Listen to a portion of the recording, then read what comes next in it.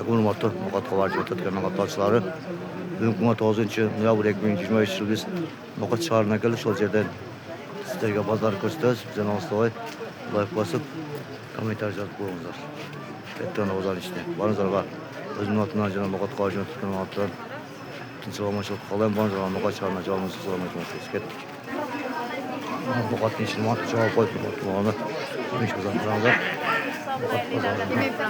Katta da yemiş bozor joyi. Burada bari yo'q. Yaxshi.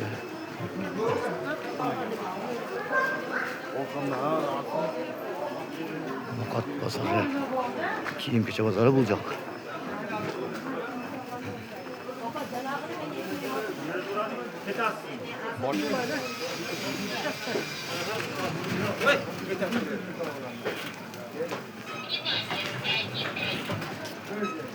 No'g'at yemiş bozori.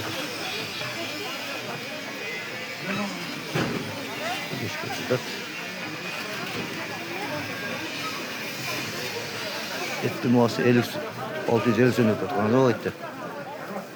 Bana da iyi işi de iyi kadar. Bana da ketken yer. Bana o et çakana işte ortak. Bu yer 10 dolar satıyor.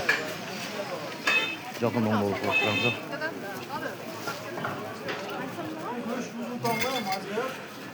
Göç 650. Göç 650 ötüyor. Hazır. Ama güzel. Açılıptır. Motiveyi aşağıda. Motorun No'g'at şahrining ma'muriyati 650 so'm.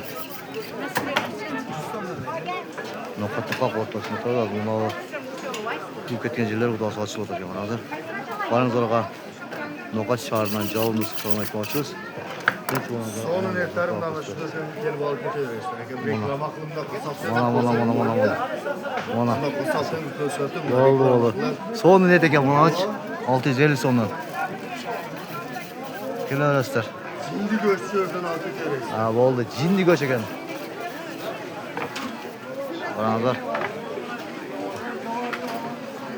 tinchlik maşallah olayım. Tinch o'rin zaman bo'ldi. Assalomu alaykum, rahmatullohi va barakatuh.